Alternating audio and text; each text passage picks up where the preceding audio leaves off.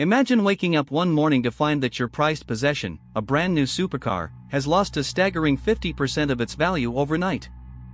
No, it's not a nightmare, and it's not a myth, it's a harsh reality that many supercar owners have had to face.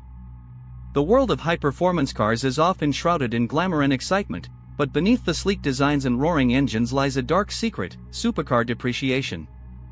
It's a phenomenon that has left many owners reeling, wondering how their investment could plummet so drastically in such a short span of time. The numbers are staggering, with some models losing as much as 70% of their value within the first 3 years of ownership. But what drives this depreciation? Is it the law of supply and demand, or is there something more sinister at play? To unravel this mystery, we need to delve into the world of high-stakes car collecting and the often cutthroat market that surrounds it. Take, for example, the story of John, a wealthy entrepreneur who purchased a limited edition Ferrari 488 GTB in 2016 for a cool $300,000. Fast forward to 2020, and John's prized possession was valued at a mere $120,000, a whopping 60% loss in just 4 years. The reason behind this drastic decline? A combination of factors, including the release of newer, more advanced models, a flooded market, and the simple fact that the 488 GTB was no longer the rare, exclusive commodity it once was. But John's story is just the tip of the iceberg. As we dig deeper, we'll discover that the world of supercar depreciation is a complex, often treacherous landscape that can leave even the most seasoned collectors shaken. As we explore this topic further, it becomes clear that supercar depreciation is not just a matter of bad luck or poor timing.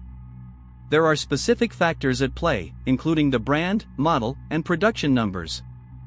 Take, for instance, the Lamborghini Huracan, a car that has been produced in relatively large numbers since its release in 2014.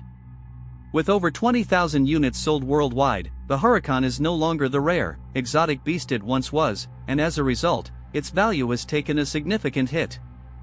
In contrast, limited edition models like the Aston Martin Valkyrie, of which only 150 units will be produced, retain their value much better due to their exclusivity. But even with these rare models, depreciation can be a major concern, especially if the market becomes saturated with similar, competing models.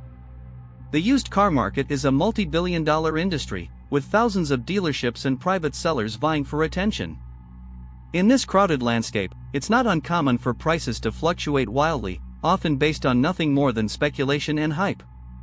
The supercar market, in particular, is prone to dramatic swings, with prices soaring one day and plummeting the next. This volatility can be attributed, in part, to the emotions and desires of collectors, who are often driven by passion rather than practicality. A case in point is the story of a rare 1962 Ferrari 250 GTO, which sold at auction in 2018 for a record-breaking $48.4 million. The buyer, a prominent collector, was willing to pay top dollar for the privilege of owning one of the most iconic cars in history.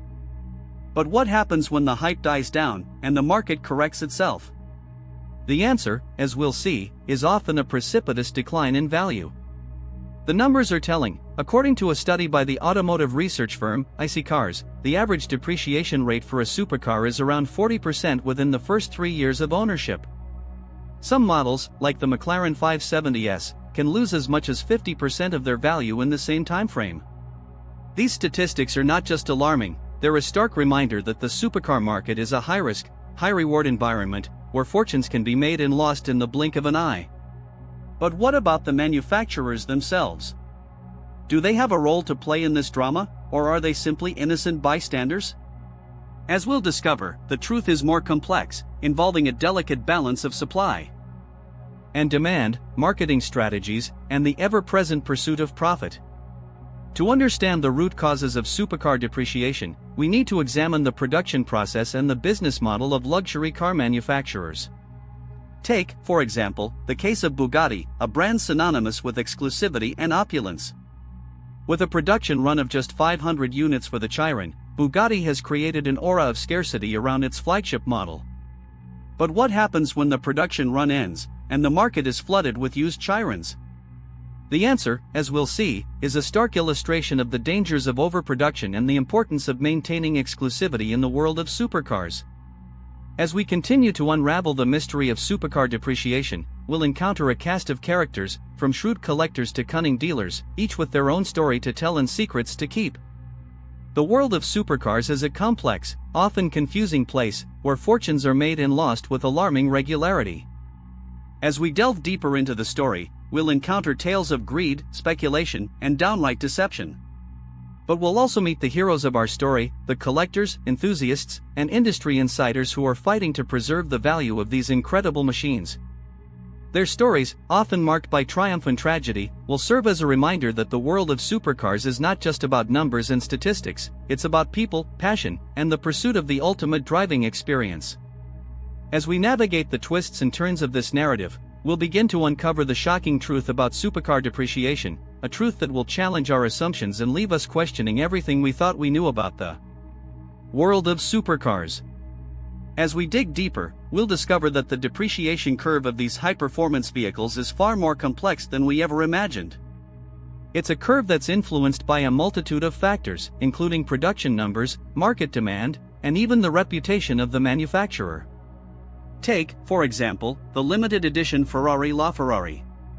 With only 499 units produced, this hybrid supercar was always destined to hold its value. And yet, despite its exclusivity, the LaFerrari has still suffered a depreciation of over 20% since its release in 2013. This may seem like a significant drop, but compare it to the Lamborghini Veneno, which lost a staggering 50% of its value in just a few short years. The reasons for this disparity are manifold, but one key factor is the Veneno's production run of just 3 units. While this extreme rarity might seem like a guarantee of long-term value, it can also make the car virtually unsellable, as there are only a handful of potential buyers with the means and desire to purchase such a rare and exotic vehicle. As we explore the world of supercar depreciation, we'll encounter many more examples of cars that have defied expectations, both positively and negatively. We'll meet collectors who have made fortunes buying and selling these cars, and others who have lost small fortunes due to their inability to predict the market. We'll also examine the role of speculation in driving up prices, as well as the devastating impact of economic downturns on the supercar market. And through it all, we'll be forced to confront the uncomfortable truth that, for many of these cars, their value lies not in their performance, handling, or design, but in their potential to generate a profit. This is a reality that's both fascinating and disturbing, as it highlights the often disconnect between the world of supercars and the world of everyday automotive enthusiasts.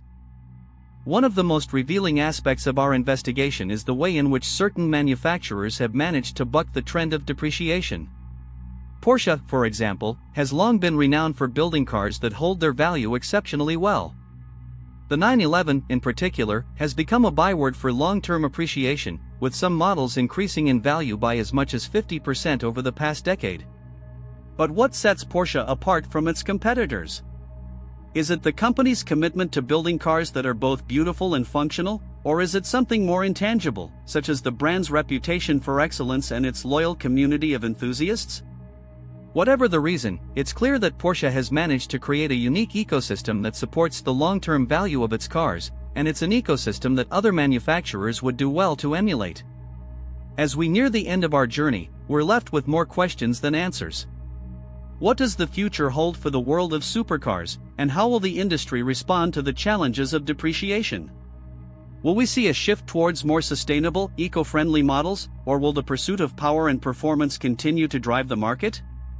And what about the collectors and enthusiasts who have invested their hearts and souls into these cars? Will they be rewarded for their passion and dedication, or will they be left to suffer the slings and arrows of outrageous fortune? These are the questions that we'll be exploring in future episodes, as we delve deeper into the world of supercars and the people who inhabit it. For now, though, we'd like to leave you with a challenge. As you watch this video, we encourage you to think critically about the world of supercars and the values that drive it. Is it a world that's truly about the pursuit of speed and performance, or is it a world that's driven by speculation and greed? And what about the cars themselves? Are they truly works of art, or are they simply status symbols for the wealthy and privileged? These are the questions that we'll be exploring in greater depth in the coming weeks and months, and we invite you to join us on this journey of discovery. So, if you've enjoyed this video, please be sure to like, comment, and subscribe to our channel. Your support means the world to us, and it will help us to continue producing high-quality content that explores the fascinating world of supercars. Thank you for watching, and we'll see you in the next video.